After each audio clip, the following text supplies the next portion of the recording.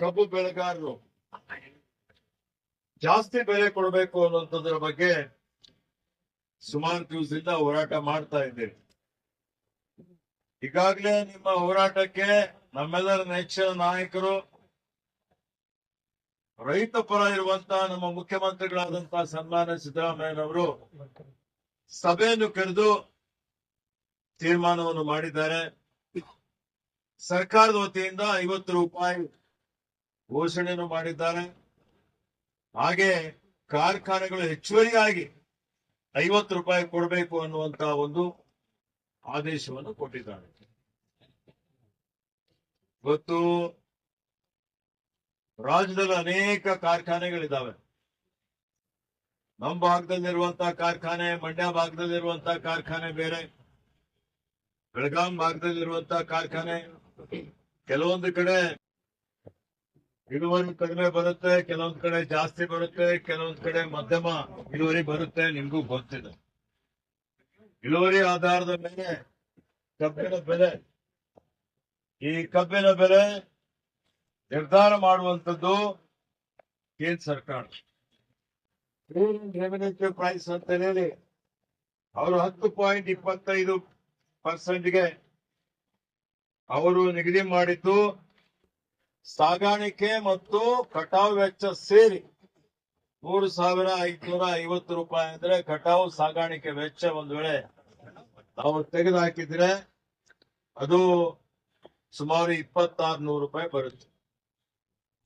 ಈ ರೀತಿಯಲ್ಲಿ ಇವತ್ತು ಜವಾಬ್ದಾರಿ ಏನಿದೆ, ಈ ಮಾತು ಯಾಕೆ ಹೇಳ್ತಾ ಇದ್ದೀನಿ ಅಂತ ಹೇಳಿದ್ರೆ, ನಿಮ್ಮ ಹೋರಾಟದಲ್ಲಿ ಯಾವುದೇ ರಾಜಕೀಯ ಇರಬಾರ್ದು. ಯಾವುದೇ ರಾಜಕೀಯ ಪಕ್ಷಗಳು, ಅದು ಕಾಂಗ್ರೆಸ್ ಇರ್ಬೋದು, ಬಿಜೆಪಿ ಇರ್ಬೋದು, ಜೆಡಿಎಸ್ ಇರ್ಬೋದು, ಇದರ ಒಂದು ಲಾಭ ತೆಗೆದುಕೊಳ್ಳಿಕ್ಕೆ ಅವರು ಪ್ರಯತ್ನ ಮಾಡಬಾರ್ದು. ನಿನ್ನೆ ನಾನು ನೋಡಿದ್ದೇನೆ, ಇಲ್ಲದಿದ್ರೆ ನಾನು ಇದು ವಿಷಯನೂ ಪ್ರಸ್ತಾಪ ಮಾಡ್ತಾ ಇದ್ದೇನೆ. ಇವತ್ತು ನೋಡಿ, ನಿನ್ನೆ ಇಲ್ಲಿ ಕೇಂದ್ರ ಸಚಿವರಾದಂತ ಮಾನ್ಯ ಮಲ್ಲಿಕಾರ್ಜುನ ಸ್ವಾಮಿ ಅವರು, ಸಿದ್ದರಾಮಪ್ಪ ಅನ್ಕೋದ್ರು ಇಲ್ಲೇ ಅವ್ರು ಬಂದು ಎರ್ರಾ ಬಿರಿಯಾಗಿ ಇವತ್ತು ನಮ್ಗೆಲ್ಲ ಅವಾಚ್ಯ ಶಬ್ದಗಳಿಂದ ಅವ್ರ ಭಾಷೆ ಏನಿತ್ತು, ಒಬ್ಬ ಕೇಂದ್ರ ಸಚಿವನಾಗಿ ಒಂದು ರೀತಿಯಲ್ಲಿ ಕೆಳಮಟ್ಟದ ಪದಗಳನ್ನು ಬಳಸಿದ್ದಾರೆ. ನಾನು ನಿರೀಕ್ಷೆ ಮಾಡಿದ್ದೆ ನೀವು ಅಲ್ಲೇ ಅವರಿಗೆ ತಡಿತೀರಿ ಅಂತ. ತಡೆದಿಲ್ಲ. ವಿಷಾದ. ಯಾಕೆಂದ್ರೆ ಜನರಿಗೆ ದಾರಿ ತಪ್ಪಿಸುವಂತ ಕೆಲಸ ಮಾಡಬಾರ್ದು. ಇವು ರೈತರಿದ್ರೆ ನಾನು ರೈತರೇ ಇದ್ದೇನೆ, ನಾನು ಕಬ್ಬು ಬೆಳಿತೀನಿ. ಇಲ್ಲಿ ನನಗೂ ಅಷ್ಟೇ ಕಳಕಳಿ ಇದೆ, ಹೆಚ್ಚಿನ ಒಂದು ಬೆಂಬಲ ಬೆಲೆ ಕೊಡಬೇಕು ಅನ್ನುವಂಥದ್ದು ನನ್ನ ಅಭಿಮತನೂ ಇದೆ. ಆದರೆ ರಾಜ್ಯದ ಕೇಂದ್ರದ ಏನೇನ್ ಜವಾಬ್ದಾರಿ ಇದೆ ಅದು ಪ್ರತಿಯೊಬ್ಬರು ಅರ್ಥ ಮಾಡಿಕೊಳ್ಬೇಕಾಗ್ತದೆ. ಇದು ಕಬ್ಬಿನ FRP ನಿರ್ಧಾರ ಮಾಡುವಂಥದ್ದು ಕೇಂದ್ರ ಸರ್ಕಾರ. ಕಾಯ್ದೆ ಏನ್ ಹೇಳ್ತದೆ, FRPಗಿಂತ ಯಾರಾದ್ರೂ ಕಡಿಮೆ ಕೊಟ್ರೆ ರಾಜ್ಯ ಸರ್ಕಾರ ಅಂತ ಕಾರ್ಖಾನೆಗಳ ಬಗ್ಗೆ ಕಾನೂನು ರೀತಿಯ ಕ್ರಮ ತೆಗೆದುಕೊಳ್ಳಬಹುದು. ಕಾನೂನು ರೀತಿಯ ಕ್ರಮ ತೆಗೆದುಕೊಂಡು ಇವತ್ತು ಆ ಕಾರ್ಖಾನೆಯನ್ನು ಮುಟ್ಟುಗೋಲು ಹಾಕಿ ಮಾರಾಟ ಮಾಡಿ ರೈತರಿಗೆ ಬೆಲೆ ಕೊಡಿಸುವಂತಹ ಒಂದು ಜವಾಬ್ದಾರಿ ರಾಜ್ಯ ಸರ್ಕಾರದ ಜಿಲ್ಲಾಡಳಿತ ಇದೆ. ಜೊತೆಯಲ್ಲಿ ಇವತ್ತು ಏನು ಮಾರುಕಟ್ಟೆಯಲ್ಲಿ ಸಕ್ಕರೆ ಬೆಲೆ 3,700 ರೂಪಾಯಿ ಇದೆ ಅಂತ ಕೇಳಿದ್ದೆ. ನಾನು ಇದೆಲ್ಲ ಯಾಕೆ ಹೇಳ್ತಾ ಇದ್ದೇನೆ, ನಾನು ಪ್ರಾಮಾಣಿಕತೆಯಿಂದ ಅತ್ಯಂತ ನಿಷ್ಠೆಯಿಂದ ಪಾರದರ್ಶಕವಾಗಿ 10 ವರ್ಷ ನಮ್ಮ ತಂದೆಯವರು ಕಟ್ಟಿದಂತ ಬೀದರ್ ಸಕ್ಕರೆ ಕಾರ್ಖಾನೆ ಅಧ್ಯಕ್ಷನಾಗಿ ಸೇವೆ ಮಾಡಿದ್ದಾರೆ. ಸೂರ್ಯಕಾಂತ್ ಪಾಟೀಲ್ ಹಿಡ್ಕೊಂಡು, ಕಾಸಿಂ ಹಿಡ್ಕೊಂಡು ಎಲ್ಲರೂ ಇಲ್ಲಿದ್ದೀರಿ, ಉಪಸ್ಥಿತರಿದ್ದೀರಿ. ಶಿವರಾಜ್ ಬೊಮ್ಮನು ತೂತಾರೆ ಈ ವಯಸ್ಸಿನಲ್ಲಿ 90 ವರ್ಷ ಆಗಿದೆ. ಆದ್ರೂ ಇವತ್ತು ನನಗೂ ಅಷ್ಟೇ ಕಳಕಳಿ ಇದೆ. ಹೀಗಾಗಿ ನೋಡಿ, ಏನು ನಮ್ಮಲ್ಲಿ ಕೇಂದ್ರ ಸರ್ಕಾರದ ಒಂದು ನೀತಿಯಲ್ಲಿ ಬದಲಾವಣೆ ತರುವಂಥದ್ದು. ಇದು ಹೋರಾಟ ಇರಲಿ, ಇದಕ್ಕೆ ನಾವು ಕೈ ಜೋಡಿಸ್ತೇವೆ. ಆದ್ರೆ ಇವತ್ತು ಎಕ್ಸ್ಪೋರ್ಟ್ ಇಂಪೋರ್ಟ್, ಆಯಾತ ನಿರ್ಯಾತ ಮಾಡುವಂಥದ್ದು ಏನಿದೆ, ಮಾರುಕಟ್ಟೆಯಲ್ಲಿ ನಮ್ಗೆ ಎಷ್ಟು ಲಕ್ಷ ಟನ್ ಸಕ್ಕರೆ ಬೇಕಾಗಿದೆ? ನಮ್ಮ ದೇಶಕ್ಕೆ 200 ಲಕ್ಷ 250 ಲಕ್ಷ ಟನ್ ಕಬ್ಬು ಬೇಕು, ಸಕ್ಕರೆ ಬೇಕು. ಆದ್ರೆ ಉತ್ಪಾದನೆ ಆಗ್ತದೆ 300 ಲಕ್ಷ ಟನ್. ಉತ್ಪಾದನೆ ಆಗಿದ್ದಂಥದ್ದು ಅಂತಾರಾಷ್ಟ್ರೀಯ ಮಾರುಕಟ್ಟೆಯಲ್ಲಿ ಸಕ್ಕರೆ ಬೆಲೆ ಜಾಸ್ತಿ ಇದೆ, ಹೋದ ವರ್ಷ ಜಾಸ್ತಿ ಇತ್ತು. ಆದರೆ ನೀವು ಎಕ್ಸ್ಪೋರ್ಟ್ ಮಾಡ್ಲಿಕ್ಕೆ ಯಾಕೆ ಅನುಮತಿ ಕೊಟ್ಟಿಲ್ಲ? ಎಲ್ಲರೂ ಕೇಳಿದ್ರು, ನಾವು ಕೇಳಿದ್ವಿ. ಇವತ್ತು ರಫ್ತು ಮಾಡ್ಲಿಕ್ಕೆ ಅನುಮತಿ ಕೊಡಿ ಅಂತ ಹೇಳಿ ರಫ್ತು ಮಾಡ್ಲಿಕ್ಕೆ ಅನುಮತಿ ಕೊಡದೆ ಯಾಕಂದ್ರೆ ಬೆಂಗಳೂರಲ್ಲಿ, ಡೆಲ್ಲಿಯಲ್ಲಿ, ಮುಂಬೈನಲ್ಲಿ ನಮ್ಮ ಹತ್ರರಿದ್ದಾರೆ. ಬೆಳಿಗ್ಗೆ ಎದ್ದು ಪೇಪರ್ ತೆಗೆದು ಚಾಯ್ ಕುಡಿಲಿಕ್ಕೆ ಸಕ್ಕರೆ ಬೆಲೆ 45 ರೂಪಾಯಿ ಇತ್ತು ಮಾರುಕಟ್ಟೆಯಲ್ಲಿ. ಹಾಗೆ ದೊಡ್ಡ ದೊಡ್ಡ ಮಾಲ್ಗಳಲ್ಲಿ ಇರ್ತಾರೆ ಪ್ಯಾಕ್ ಮಾಡಿ. ಇವತ್ತು ಅದು ಆಯ್ತು ಅಂತ ಹೇಳಿ ಇವರು ರಫ್ತು ಮಾಡ್ಲಿಕ್ಕೆ ಅನುಮತಿ ಕೊಟ್ಟಿಲ್ಲ. ಸಕ್ಕರೆ ಬೆಲೆ ಅಷ್ಟೇ ಉಳಿತು, ಕಡಿಮೆ ಆಯ್ತು.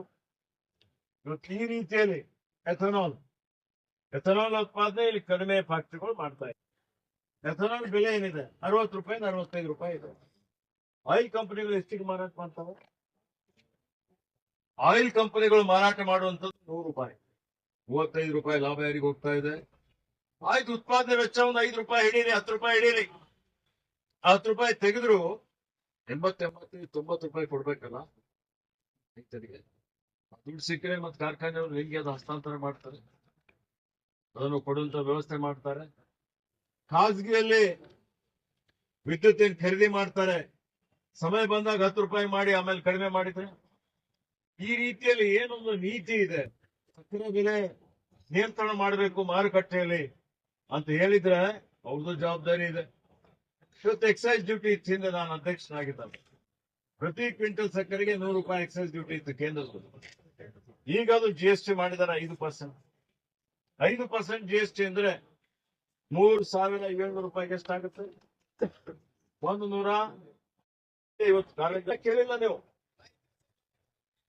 ಈಗ ನೋಡಿ, ರಾಜಕೀಯ ಮಾಡುವಂಥದ್ದು, ಪ್ರಚೋದನೆ ಮಾಡುವಂಥದ್ದು, ಜನರಿಗೆ ದಾರಿ ತಪ್ಪಿಸುವಂಥದ್ದು ಇವತ್ತಿದು ಸರಿಯಲ್ಲ ಅವರಿಗೆ.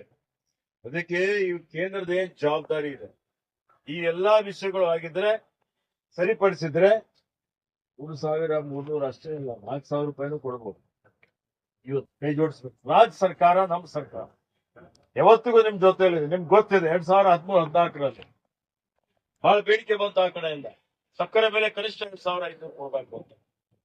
ಅವಾಗ ಮುಖ್ಯಮಂತ್ರಿ ಸಿದ್ದರಾಮಯ್ಯನವರು, ನಾನು ಇಲ್ಲೇ ಹೋದ ಉಮಾಶ್ರೀ, ಇವತ್ತು ನಮ್ಮ ಕೋರೆ ಮತ್ತೆ ಹುಕ್ಕೇರಿಯವರು, ಪ್ರಕಾಶ್ ಹುಕ್ಕೇರಿಯವರು ಬಂದು ಮನವಿ ಮಾಡಿದ್ದಾರೆ. ಮಾನ್ಯ ಮುಖ್ಯಮಂತ್ರಿಯವರು ಆಯ್ತು 2,500 ರೂಪಾಯಿ ಕೊಡ್ತೀವಿ ಅಂತ ಘೋಷಣೆ ಮಾಡಿದ್ದಾರೆ. 2,500 ರೂಪಾಯಿ ಕೊಟ್ಟ ಮೇಲೆ ಯಾವ ಕಾರ್ಖಾನೆಯವರು ಕೊಟ್ಟಿಲ್ಲ. ನಿಮ್ ಗಮನದಲ್ಲಿರ್ಲಿ, ಒಂದೇ ಒಂದು ಕಾರ್ಖಾನೆ ಕೊಟ್ಟಿಲ್ಲ. ಯಾಕೆ ಕೊಟ್ಟಿಲ್ಲ ಅಂದ್ರೆ ತತ್ಕ್ಷಣ ಮಾರುಕಟ್ಟೆಯಲ್ಲಿ ಸಕ್ಕರೆ ಬೆಲೆ ಕುಸಿತ ಆಯ್ತು, 200-300 ರೂಪಾಯಿ ಕಡಿಮೆ ಆಯ್ತು. ಇವತ್ತು ಇಡೀ ಅಂತಾರಾಷ್ಟ್ರೀಯ ಇವತ್ತು ಸಕ್ಕರೆ ಉತ್ಪಾದನೆ ಜಾಸ್ತಿ ಆಗಿ ಬೆಲೆ ಕುಸಿತ ಆಗಿ ಕಾರ್ಖಾನೆಯವರು ಏನ್ ಹೇಳಿದ್ರು, ಸರ್ಕಾರ ಕೊಡು ಅಂತ ಹೇಳ್ತಾರೆ, ನೀವೇ ನಡೆಸ್ಕೋರಿ, ನಾವು ಕೊಡ್ಲಿಕ್ಕಾಗಲ್ಲ. ಆ ಪ್ರಶ್ನೆ ಬಂದಾಗ ಮಾನ್ಯ ಮುಖ್ಯಮಂತ್ರಿಯವರು ಒಂದೊಂದು ಟನ್ಗೆ 300 ರೂಪಾಯಿ ಕೊಡ್ತಾರೆ. 1,800 ಕೋಟಿ ರೂಪಾಯಿ ರಾಜ್ಯ ಸರ್ಕಾರದಿಂದ ಆಯವ್ಯಯದಲ್ಲಿ, ನಾವೇನ್ ಆಯವ್ಯಯ ಮಂಡನೆ ಮಾಡ್ತೀವಿ ಪ್ರತಿ ವರ್ಷ ಬಜೆಟ್ ನಲ್ಲಿ, ಅದು ಪ್ರಾವಿಷನ್ ಇರದೇ ಇದ್ರು ಸಪ್ಲಿಮೆಂಟರಿ ಬಜೆಟ್ ನಲ್ಲಿ ಹಾಕಿ 1,800 ಕೋಟಿ ರೂಪಾಯಿ ನೇರವಾಗಿ ರೈತರಿಗೆ ಹಣ ಕೊಟ್ಟಂತದ್ದು ನಮ್ಮ ಸರ್ಕಾರ. ಈ ಸಲ ನೀವು ಒತ್ತಾಯ ಮಾಡಿದಾಗ 50 ರೂಪಾಯಿ ಸರ್ಕಾರ ಕೊಟ್ಟಿದೆ. ಇದು ವಾಸ್ತವಾಂಶ. ಇದನ್ನು ಯಾಕೆ ಹೇಳ್ತಾ ಇದ್ದೀನಿ, ಹೇಳುವಂತದ್ದಲ್ಲ. ನೀವು ಹೋರಾಟದಲ್ಲಿ ಕೂತಿದ್ದೀರಿ, ಹಿಂದೆ ಬಂದು ಬಹಳ ದೊಡ್ಡ ದೊಡ್ಡ ಮಾತುಗಳು ಹೇಳಿದಾರಲ್ಲ, ನೀವೆಲ್ಲ ಕೇಳಿದಿರಲ್ಲ, ಅದಕ್ಕೆ ಹೇಳ್ಬೇಕಾಗುತ್ತೆ ಇದು. ಯಾಕೆ ನೋಡಿ, 3 ಕಾರ್ಖಾನೆಗಳು, ಬೀದರ್ ಶುಗರ್ ಫ್ಯಾಕ್ಟರಿ ಇದೆ, ನಾನು 10 ವರ್ಷ ನಡೆಸಿದ್ದೇನೆ. ಯಾರ ಕಾಲದಲ್ಲಿ 11 ವರ್ಷ ನಡೆಸಿದ್ದೇನೆ, ಯಾರ ಕಾಲದಲ್ಲಿ ತೆಗೆದುಕೊಳ್ತೀನಿ. ನಾನು ಇದ್ದಾಗ 28 ಕೋಟಿ ರೂಪಾಯಿ ಇದ್ದಂತ ಸಾಲ ಇವತ್ತು 400 ಕೋಟಿ ಆಯ್ತು. ಬೇರೆ ಬೇರೆ ಫ್ಯಾಕ್ಟರಿ ಬಗ್ಗೆ ಎಲ್ಲ ನಾನು ಮಾತಾಡಲಿಕ್ಕೆ ಹೋಗೋದಿಲ್ಲ, ಅವರೇ ಇದ್ರಲ್ಲ, ಸರ್ಕಾರನೂ ಅವ್ರದೇ ಇತ್ತಲ್ಲ. ಆ ಸಮಯದಲ್ಲಿ ಸರ್ಕಾರದ ವತಿಯಿಂದ ಏನಾದ್ರು ಕೊಟ್ಟಿದಾರ, ಸಹಾಯ ಮಾಡಿದಾರ, ಹೆಚ್ಚುವರಿ ಅನುದಾನ ಕೊಟ್ಟಿದಾರ? ಈ ರೀತಿಯಲ್ಲಿ ಅವ್ರು ಹೇಳಿಕೆ ಕೊಡುವಂಥದ್ದು, ಇಲ್ಲಿ ಬಂದು ಭಾಷಣ ಮಾಡಿ ಏನಾಗ್ತದೆ, ನೀವು ಪ್ರತಿಯೊಂದು ಮಾಡಿ ಕೇಂದ್ರದವ್ರಿಗೆ ಹೇಳಿ, ಎಕ್ಸ್ಪೋರ್ಟ್ ಜಾಸ್ತಿ ಮಾಡ್ಲಿಕ್ಕೆ ಅನುವು ಮಾಡ್ಕೊಳ್ಳಿಕ್ಕೆ ಹೇಳಿ, ಇವತ್ತು GST ಬಿಡ್ಲಿಕ್ಕೆ ಹೇಳಿ. GSTನೇ ಬಿಟ್ಟರೆ ಒಂದು ಕ್ವಿಂಟಲ್ಗೆ 150 ರೂಪಾಯಿ ಕೊಡ್ಲಿಕ್ಕೆ ಸಾಧ್ಯ ಆಗ್ತದೆ. ಇವತ್ತು ಎಥನಾಲ್ ಪ್ರೈಸ್ ಒಂದು 35 ರೂಪಾಯಿ ಜಾಸ್ತಿ ಮಾಡಿದ್ರೆ ಇನ್ನು ಜಾಸ್ತಿ ರೈತರಿಗೆ ಕೊಡ್ಲಿಕ್ಕೆ ಸಾಧ್ಯ ಆಗ್ತದೆ. ಅದು ಹೇಳೋದು ಬಿಟ್ಟು ಅವನು ಈಶ್ವರ್ ಖಂಡ್ರೆ ಹೆಂಗಿದ್ದಾನೆ, ಬೇರೆ ಮತ್ತೊಬ್ಬ ಹೆಂಗಿದ್ದಾನೆ, ಸರ್ಕಾರ ಹೆಂಗಿದೆ, ವೈಯಕ್ತಿಕ ಟೀಕೆ ಟಿಪ್ಪಣಿಗೆ ನೀವೆಲ್ಲ ಸಾಕ್ಷಿ ಆಗಿದ್ದೀರಿ. ಇದು ಅತ್ಯಂತ ದುರದೃಷ್ಟ ಸಂಗತಿ ಅನ್ನುವಂತ ಮಾತನ್ನು ಹೇಳಿಕೆ ಬಯಸ್ತಾರೆ. ಈಗ ಬೀದರ್ನಲ್ಲಿ ಏನು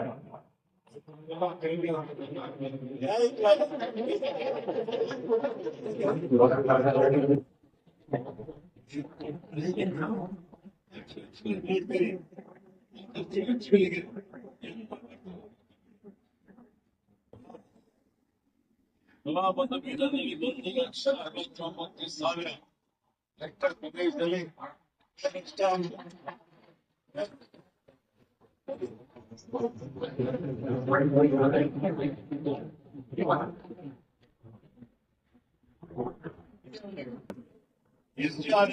ಒಂದು ಮಾನದಂಡ ಇದೆ. ಆ ಮಾನದಂಡದ ಪ್ರಕಾರ ಪರಿಹಾರನೇ ಕಡಿಮೆ ಇದೆ. ಇವತ್ತೇನು ನಾವು ರೇಟ್ ಫೆಡ್ ಏರಿಯಾಗೆ 8,500 ಪರ್ ಹೆಕ್ಟರ್ ಕೊಡ್ತೀವಿ. ಇವತ್ತು ಯಾವುದು ನೀರಾವರಿಗೆ 17,000 ಮತ್ತೆ ಇವತ್ತು ಪೆರೆನಿಯಲ್ ಕ್ರಾಪ್ಸ್ಗೆ 22,500 ರೂಪಾಯಿ. ಸರ್ಕಾರ ಮತ್ತೆ ನಾವೆಲ್ಲ ಬಂದು ವೈಮಾನಿಕ ಸಮೀಕ್ಷೆ ಮಾಡಿ ರಾಜ್ಯ ಸರ್ಕಾರ ವತಿಯಿಂದ ಈ ರಾಜ್ಯದಲ್ಲಿ 15 ಲಕ್ಷ ಹೆಕ್ಟೇರ್ ಭೂಮಿಯಲ್ಲಿ ಬೆಳೆ ನಷ್ಟ ಆಗಿದೆ. ಅದಕ್ಕೆ 8,500 ಪರ್ ಹೆಕ್ಟೇರ್ ಹೆಚ್ಚುವರಿಯಾಗಿ ಘೋಷಣೆ ಮಾಡಿ ರಾಜ್ಯ ಸರ್ಕಾರದ ವತಿಯಿಂದ 1,500 ಕೋಟಿ ರೂಪಾಯಿ ಕೊಡ್ತಾ ಇದ್ದೀವಿ. ಬೀದರ್ನಲ್ಲಿ ಈಗಾಗಲೇ ನಾವು ಬೀದರ್ನಲ್ಲಿ ಇವತ್ತು ಏನು 1,69,000 ಹೆಕ್ಟೇರ್ ಭೂಮಿಯಲ್ಲಿ ಬೆಳೆ ನಷ್ಟ ಆಗಿದೆ. ಅದಕ್ಕೆ ನಾನು ನಮ್ಮ ಜಿಲ್ಲಾಧಿಕಾರಿಯವರಿಗೆ ನಾನು ರಹೀಂ ಹೇಳಿ ನಮ್ಮ ಅಧಿಕಾರಿಗಳೆಲ್ಲ ಬಹಳ ಪರಿಶ್ರಮ ಮಾಡಿ ಇವತ್ತೆಲ್ಲ ರೀತಿಯಲ್ಲಿ ಪೋರ್ಟಲ್ ಅಲ್ಲಿ ಏನು ಪರಿಹಾರ ಪೋರ್ಟಲ್ ಇದೆ ಆದ್ರೆ 1,69,000 ಅಂದ್ರೆ ನನಗನ್ಸಿ ಮಟ್ಟಿಗೆ 2 ಲಕ್ಷ ರೈತರು ಇರ್ಬೋದು. 1,80,000 ರೈತರಿದ್ದಾರೆ. ಆ 1,80,000 ರೈತರದು ಎಂಟ್ರಿ ಮಾಡಿ ಅದಕ್ಕೆ NDRF SDRF ನಾಮಿಂದ 140 ಕೋಟಿ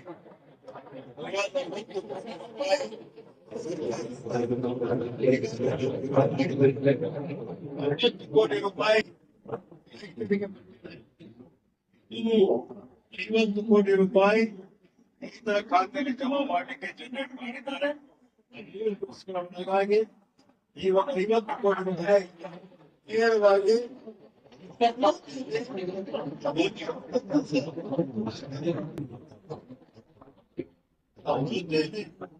ರಾಜ್ಯ ಸರ್ಕಾರದ 8,500 ಪರ್ ತೀರ್ಮಾನ ಮಾಡಿದ್ದೀವಿ. ಅದಕ್ಕೆ 130 ಕೋಟಿ ರೂಪಾಯಿ ಬೇಕಾಗ್ತದೆ. ಆ ಹಣ ಮೊನ್ನೆ ಸಚಿವ ಸಂಪುಟದಲ್ಲಿ ಅದಕ್ಕೆ ಮಂಜೂರಿ ಆಗಿದೆ. ಆ ಹಣನು 1 ವಾರ ಒಳಗಾಗಿ ಆರ್ಥಿಕ ಇಲಾಖೆಯವರು ಬಿಡುಗಡೆ ಮಾಡ್ತೀವಿ ಅಂತ ಹೇಳಿದ್ದಾರೆ. ಅದಕ್ಕೆ 1 ವಾರ 10 ದಿವಸಗಳ ಒಳಗಾಗಿ ಇದನ್ನು 280 ಕೋಟಿ NDRF SDRF ಮತ್ತು ಇವತ್ತೇನು ನಮ್ಮಲ್ಲಿರುವಂತಹ ರಾಜ್ಯ ಸರ್ಕಾರದ ಎರಡೂ ಸೇರಿ 280 ಕೋಟಿ ರೂಪಾಯಿ ಸುಮಾರು 1,80,000 ರೈತರೇನಿದ್ದಾರೆ ಅವ್ರ ಖಾತೆಯಲ್ಲಿ ನೇರವಾಗಿ ಜಮಾ ಆಗ್ತದೆ ಅನ್ನುವಂತ ಮಾತನ್ನು ತಮ್ಮಲ್ಲಿ ಹೇಳಲಿಕ್ಕೆ ಬಯಸ್ತಾ ಇದ್ದೀನಿ.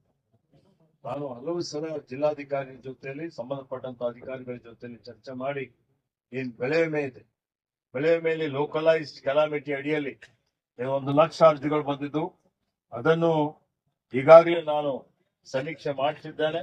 ಅದರಲ್ಲಿ ಒಂದು 40 ಕೋಟಿ ರೂಪಾಯಿ ಪ್ರಥಮ ಹಂತದಲ್ಲಿ ಬೆಳೆ ವಿಮೆ ಬರಬೇಕಾಗಿದೆ. ಆ ಬೆಳೆ ವಿಮೆಯನ್ನು 8 ದಿವಸ ಒಳಗಾಗಿ ಬಿಡುಗಡೆ ಮಾಡಲಿಕ್ಕೆ ಕ್ರಮ ಜರುಗಿಸಬೇಕು ಅಂತ ಜಿಲ್ಲಾಧಿಕಾರಿಯವರಿಗೆ ಹೇಳಿದ್ದೇನೆ. ಹೀಗಾಗಿ ರೈತರಿಗೆ ಇವತ್ತೇನು ಸುಮಾರು 320 ಕೋಟಿ ರೂಪಾಯಿ ಅವರವರ ಖಾತೆಯಲ್ಲಿ ಜಮಾ ಮಾಡುವಂತ ಕೆಲಸ ಆಗ್ತಾ ಇದೆ. ಈಗ ಕಬ್ಬಿನ ಬೆಲೆ ಏನಿದೆ, ಹೋದ ಸಲ ನೀವೆಲ್ಲ ನನಗೆ ಕರೆದಿದ್ದೀರಿ. ನಾನು ಕಾರ್ಖಾನೆಗೆ 2,700 ರೂಪಾಯಿ ಕೊಡ್ಬೇಕು ಅಂತ ಹೇಳಿದ್ದೆ. ಅವ್ರು ಕೊಟ್ಟಂತದ್ದು 2,650 ಒಂದೇ ಒಂದು ಕಾರ್ಖಾನೆ ಕೊಟ್ಟು, ಮತ್ತೇನ್ ಗೊತ್ತಿಲ್ಲ ಬೇರೆ ಒಂದು ಕಾರ್ಖಾನೆ ಕೊಟ್ಟು.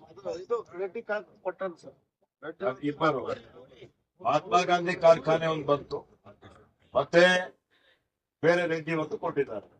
2,650 ಕೊಟ್ಟಿರ್ಬೋದು. ಬೇರೆ ಯಾವ ಕಾರ್ಖಾನೆನೂ ಕೊಟ್ಟಿಲ್ಲ. ನಾನು ಹೇಳೋ ತಾತ್ಪರ್ಯ ಏನಿದೆ, ಇವತ್ತು ಸರ್ಕಾರ ಘೋಷಣೆ ಮಾಡಿದಂತಹ ಸಂದರ್ಭದಲ್ಲಿ ಆ ಕಾರ್ಖಾನೆಗಳು ಅದನ್ನು ಕಾರ್ಯಗತ ಮಾಡಬೇಕು.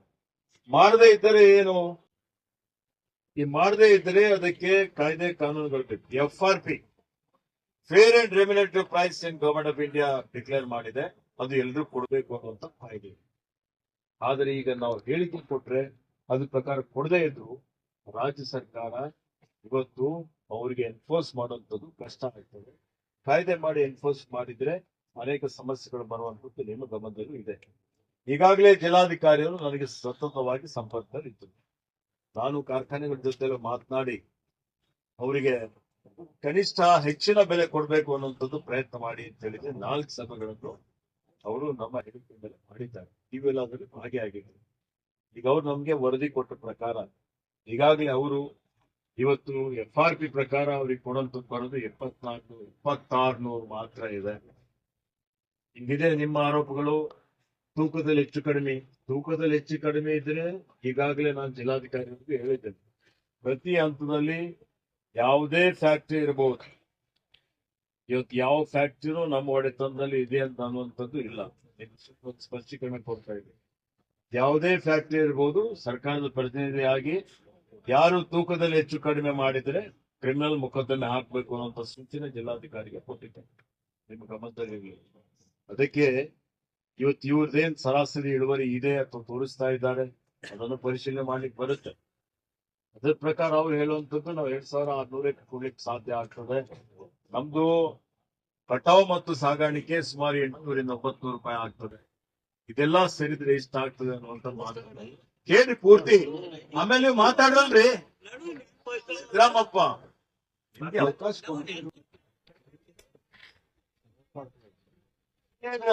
ಅದನ್ನ ನಂತರ ನಿಮ್ಗೆ ಮುಕ್ತವಾದಂತ ಅವಕಾಶ ಇದೆ. ಈಗ ಯಾರ್ಯಾರು ಮಾತಾಡ್ತೀರಿ ಮಾತಾಡಿ, ಅದಕ್ಕೆ ಅದ್ರ ಪ್ರಕಾರ ಈಗ ಆಮೇಲೆ ಜಿಲ್ಲಾಧಿಕಾರಿಗಳು ಸುಮಾರು ಸಲ ಸಭೆ ಮಾಡಿ ಅವ್ರಿಗೆ ಕರೆಸಿದ್ದಾರೆ. 2600 ಕೊನೆಗೆ ಅವರು 2800 ಬರ್ತಕ್ಕಂಥ 2800 ಬಂದ ಮೇಲೆ ಮಾನ್ಯ ಮುಖ್ಯಮಂತ್ರಿಗಳು ಹೇಳಿದ ಪ್ರಕಾರ ಇವತ್ತು ಮಾನ್ಯ ಜಿಲ್ಲಾಧಿಕಾರಿಗಳು 50 ರೂಪಾಯಿ ನೀವು ಕೊಡಿ, 50 ರೂಪಾಯಿ ಸರ್ಕಾರ ಕೊಡ್ತದೆ ಅಂತ ಹೇಳಿ ನನ್ನ ಜೊತೆಯಲ್ಲಿ ದೂರವಾಣಿ ಮುಖಾಂತರ ಸಂಪರ್ಕ ಮಾಡಿ 2900 ರೂಪಾಯಿ ಡಿಕ್ಲೇರ್ ಮಾಡಿದ್ದಾರೆ. ಮತ್ತೆ ನನಗೆ ಸಿದ್ದರಾಮಪ್ಪನು ನಿನ್ನೆ ಮಾತಾಡಿದ್ರು, ಫೋನ್ ಮಾಡಿ ಮಲ್ಲಿಕಾರ್ಜುನ ಸ್ವಾಮಿನೂ ಮಾತಾಡಿದ್ದಾರೆ. ಇಬ್ರು ಮಾತಾಡಿದ ಮೇಲೆ ನಾನು ಮತ್ತೆ ಚರ್ಚೆ ಮಾಡಿದ್ದೇನೆ. ನಾನು ನಾಗಮಲ್ಪಳ್ಳಿಗೆ ಮಾತಾಡಿದ್ದೇನೆ, ಬೇರೆ ಬೇರೆ ಅಧ್ಯಕ್ಷರು ಮಾತಾಡಿದ್ದೇನೆ. ಅವರು ತಮ್ಮ ಅಸಹಾಯಕತೆ ತೋರಿಸ್ತಾ ಇದ್ದಾರೆ. ಅವ್ರ ಜೊತೆಯಲ್ಲಿ ಮಾತಾಡಿ ಬಂದು ನಾನು ಡಿಕ್ಲೇರ್ ಮಾಡ್ಬೇಕು ಅಥವಾ ಏನೋ ಹೇಳ್ಬೇಕಲ್ಲ. ನನ್ನಾನೇ ನಾನು ಹೇಳ್ದೆ ತಿಳ್ಕೊಳ್ಳಿ. ಉದಾಹರಣೆ ಅವ್ರು ಕೊಡ್ತಾ ಇದ್ರೆ ಇವತ್ತು ಆಯ್ತು, ಸರ್ಕಾರದಲ್ಲಿ ಕಾಯ್ದೆಯಲ್ಲಿ ಕಾನೂನಲ್ಲಿ ಏನಾದ್ರು ಆದ್ಮೇಲೆ ಕ್ರಮ ತೆಗೆದುಕೊಳ್ಬೇಕು ಅಂತ ಹೇಳಿ ಕ್ರಮ ತೆಗೆದುಕೊಳ್ಳಿ ಹೇಳ್ತೀನಿ. ಹಂಗೇನಿಲ್ಲ. ಇವತ್ತು ನಾವು ಯಾರ ಹಂಗಾಮಿನಲ್ಲಿ ಇವತ್ತು ನಾವೇ ರಾಜಕೀಯ ಮಾಡ್ತಾ ಇದ್ದೀವಿ. ಅದಕ್ಕೆ ಇವತ್ತು ಇದು ವಾಸ್ತುಸ್ಥಿತಿ ಇದೆ. ಇಷ್ಟೆಲ್ಲ ಇದ್ರು ನೀವೆಲ್ಲ ಕೂತಿದ್ದೀರಿ, ಬೇಡಿಕೆ ನ್ಯಾಯಯುತವಾಗಿದೆ. ಮುಖ್ಯಮಂತ್ರಿ ಜೊತೆಗೆ ಚರ್ಚೆ ಮಾಡ್ತೇನೆ.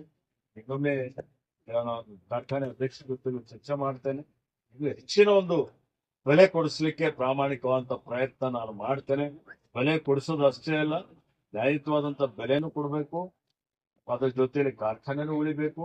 ಮುಂದಿನ ದಿನಮಾನಗಳಲ್ಲಿ ಹೆಚ್ಚಿನ ರೀತಿಯಲ್ಲಿ ರೈತರಿಗೆ ಸಹಾಯ ಆಗ್ಬೇಕು ಅನ್ನೋಂಥದ್ದೇ ನಮ್ಮೆಲ್ಲರ ಉದ್ದೇಶ ಆಗಿದೆ. ಅದಕ್ಕೆ ತಾವೆಲ್ಲರೂ ದಯವಿಟ್ಟು ಇವತ್ತು ನಾನು ಜಿಲ್ಲಾಧಿಕಾರಿಗಳಿಗೆ ಹೇಳಿದ್ದೇನೆ, ಇನ್ನೊಂದು ಸಭೆ ಕರಿ, ನಾನು ಅವ್ರಿಗೆ ಮಾತಾಡ್ತೀನಿ. ಮಾತಾಡಿ ಹೆಚ್ಚಿನ ಒಂದು ಬೆಲೆ ಕೊಡಬೇಕು ಅನ್ನೋಂಥದ್ದು ಇದೆ. ಹೇಳಿ ನೀವು ನಿಮ್ಮ ಏನು ಹೋರಾಟ ಹೋರಾತ್ರಿ ಮಾಡ್ತಾ ಇದ್ದೀರಿ ಹಿಂಪಡಿಬೇಕು ಅಂತ ಹೇಳಿ ನಾನು ವಿನಂತಿ ಮಾಡ್ತೇನೆ.